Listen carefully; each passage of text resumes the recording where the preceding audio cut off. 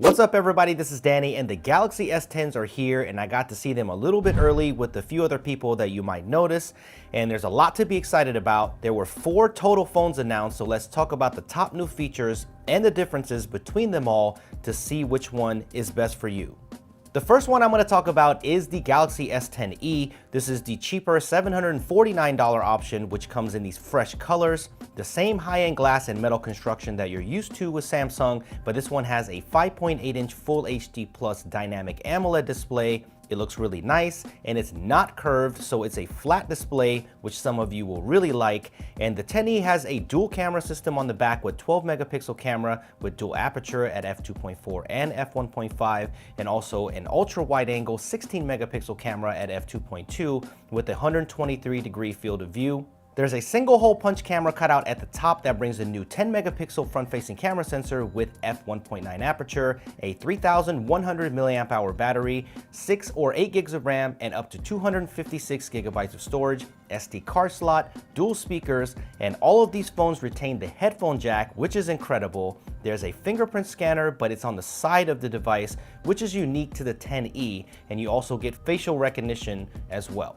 The second one is the $899 Galaxy S10. This comes with a larger 6.1-inch curved dynamic AMOLED display. It still has the single camera hole, but it is Quad HD in resolution. On the back, you get a triple camera system, so this adds the 12 megapixel f2.4 telephoto on top of the ultra wide angle and standard cameras, a bump up in battery to 3400 milliamp hours, 8 gigabytes of RAM, and up to 512 gigabytes of internal storage.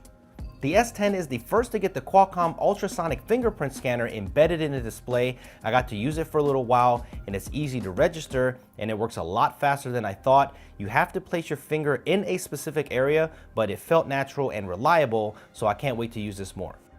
The third one is the $999 S10 Plus, which gets a larger 6.4-inch curved dynamic AMOLED display. All of these phones have this improved AMOLED display with incredible colors and improved contrast, brighter in daylight, and are the first HDR10 certified smartphones. And I really thought that these cutouts on the front-facing cameras on the displays would be a distraction, but it really wasn't that bad. The S10 Plus has a larger cutout because it has dual cameras on the front, one standard and one wide angle, which I think a lot of people will be drawn to. The Infinity O displays are precision cut, and I love the animations that you get around the camera when switching to the front-facing camera, and you also get a custom countdown animation when using gestures to take a selfie. The S10 Plus also gets the ultrasonic in-display fingerprint scanner, has the triple camera system on the back, and also gets the largest battery size at 4100 milliamp hours and goes up to a crazy 1 terabyte internal storage model with up to 12 gigabytes of RAM. And those are the special models, and they will get ceramic backs, which is awesome. So the S10 Plus is the only one that also gets vapor chamber cooling for better gaming performance. I love how most of these features are uniform across all of these phones. All of the phones get the new Qualcomm Snapdragon 855 chipset running Android Pie. They all have IP68 water resistance. They all get headphone jacks. All of them have a standard 128 gigabytes of internal storage with SD card slots, all dual speakers, and all with fast wireless charging 2.0. They also get Power Share, which is their version of reverse wireless charging. I got to try this out with their new Galaxy Buds, which only cost $129, so this looks like a win.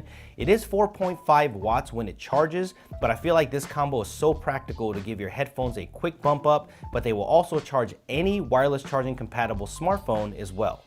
There was also a 5G version announced, which will come later this year with the largest display at 6.7 inches. It will get a 4500 milliamp hour battery, and it will add an extra camera to the front and back for depth. So that's 7 cameras in total, and it is slightly thicker, and it will come with no micro SD card in exchange for that 5G connectivity. So let me know what your favorite phone was that was announced today, and which one are you thinking about picking up. I can't wait to play with these a little bit more, but I think I like the S10e. I mean, for the value, it seems incredible. So stay tuned for more. Can't wait to try the HDR10 Plus 4K video and also the Super Steady stabilized video. The pre-orders go up February 21st. They're on sale on March 8th. So ask away in the comments if you have any questions. Thumbs up if you enjoyed it. A lot more content's coming soon, so hit that notification bell and subscribe, and I'll see you guys in the next one.